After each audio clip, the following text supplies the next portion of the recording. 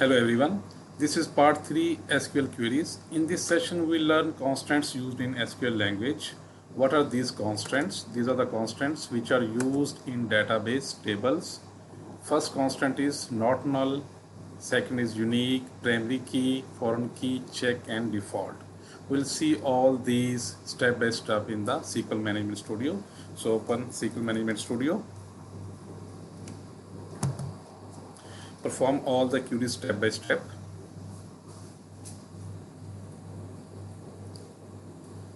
First, we're going to create a database.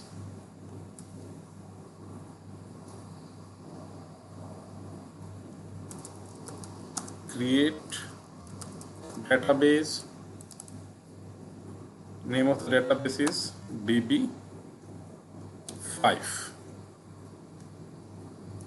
Execute the query. So query is successful. Database is created. Open the database list. DB5. Now create a table. Create name of the table, department,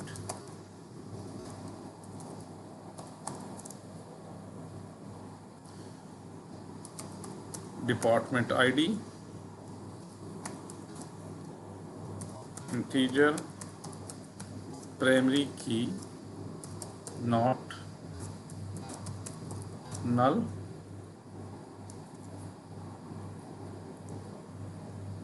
identity, yes, department, name, VARCHAR 50,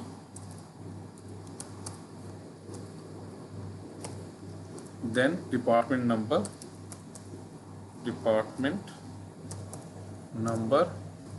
integer, unique. So we have used two constraints. The first is identity, not null, then unique and primary key. So different constraints are used in this one table. So we can use multiple constraints in the table. So now execute the query. Query is successful. So the database table is created. We can check in the database. Open the database folder table. Refresh.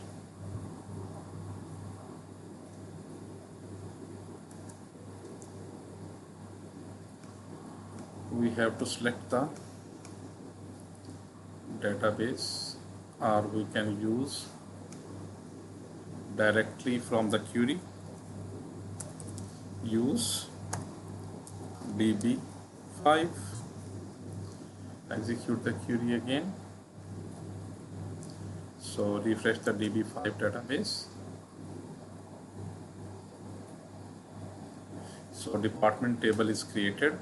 So different constants are used: primary key, not null, and unique. Now we'll use another constant, which is foreign key constant. That's a very important. So foreign key actually exists between these two tables. So as I mentioned, primary key is also a constant. So there should be a one table of primary key, another is foreign key table. Now we'll create another table. The first table will be primary key table. We can create a table name as table course. Course ID, we can use short first letter. Course ID, integer, primary key, not null, and identity, yes. And then second column name is course name, VARCHAR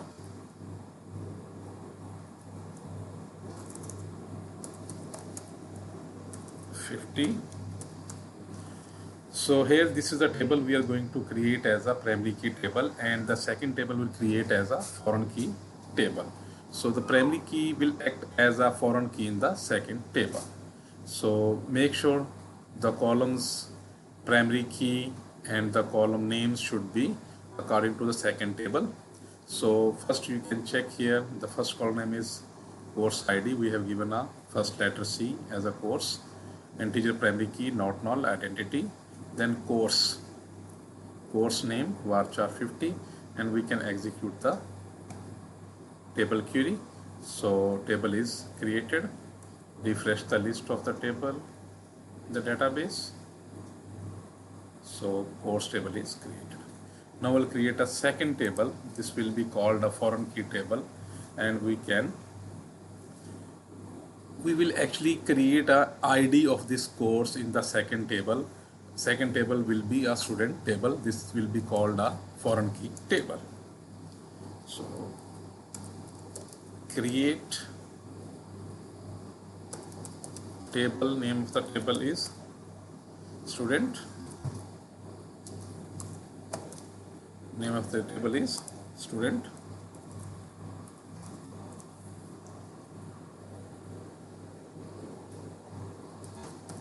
student ID,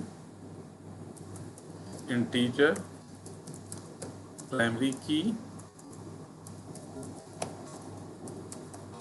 not null, identity, then student name, varchar 50, then a course ID int. So this is the column name, course ID from previous table course, that is the previous table and columns. Okay. And from the first table, this is the primary key table, and this ID will work as a foreign key in this student table. So execute the query. The query is successful. Table is created. Refresh the list of tables. So second table, foreign key table is created. Now we'll apply a foreign key. So this is a constant. That is a very important constant. So we can give the query here, alter table, name of the table which we are going to alter is a student, add constraint,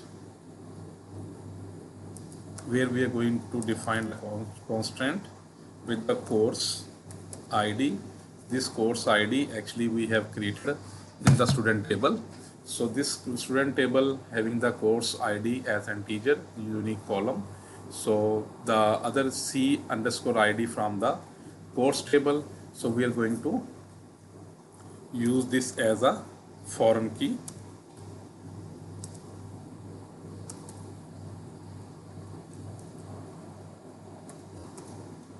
Foreign key, then course underscore ID, and the reference we are going to give here references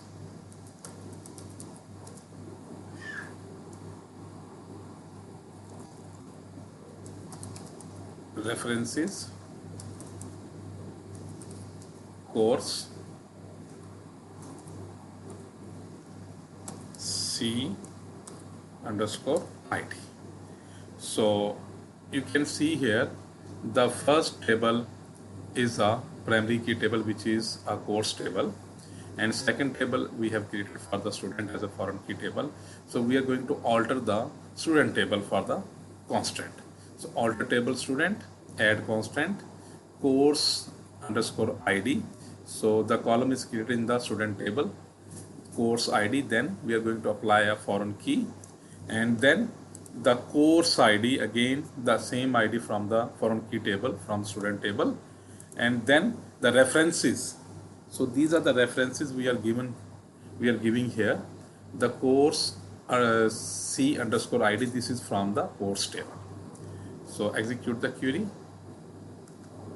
So query is successful.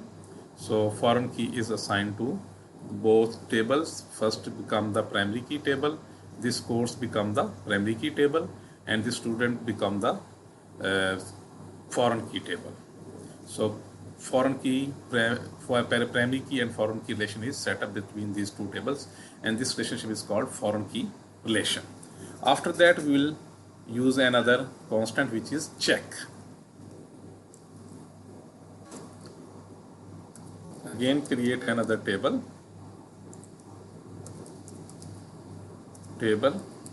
salary,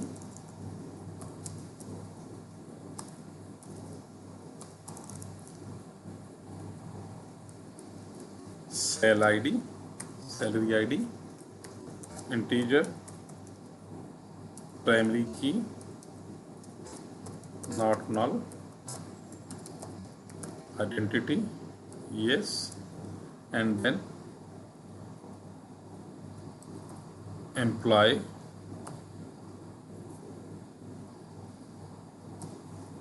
name, VARCHAR 50. Again we are using not null. Not null is a constant, so this column will not be null. So in every condition that there should be a value, any value in this column, letters, text.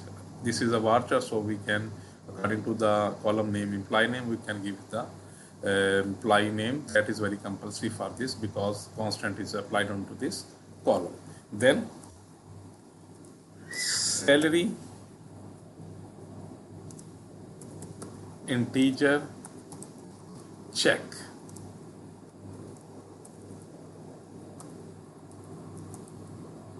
Salary greater than 1000.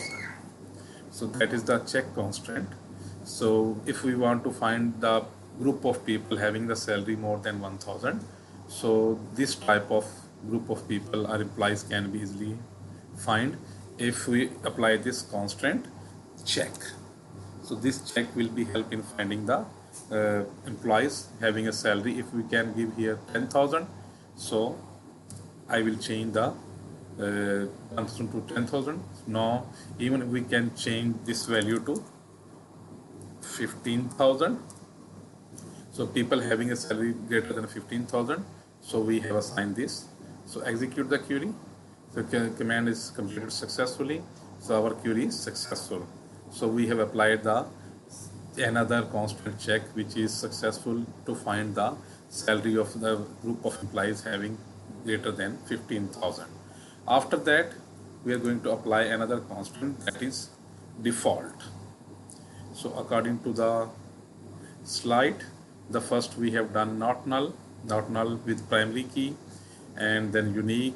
Primary key is also done in the first table, foreign key is done, check is done, last is default. So we can create another table.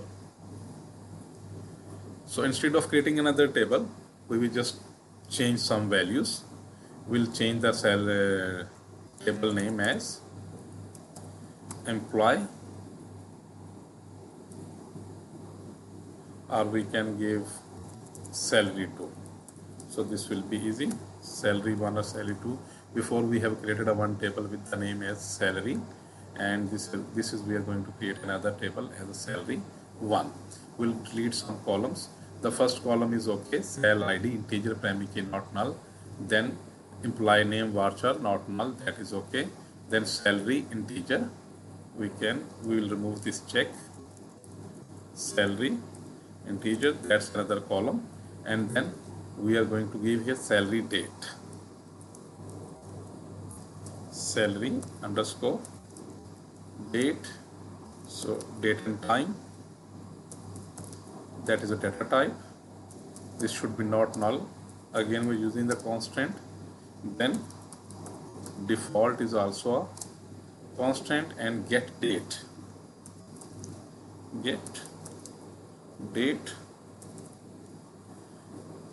So we are going to apply this default. So get date, it's a current date. So we are going to execute this query, man completed successfully. So all the constants in the table are successful in the queries, and we had applied number of constants. First we have created the database, then tables, and then we have applied number of constants onto these tables. That's for today. Thanks for listening. Have a good day. Bye bye.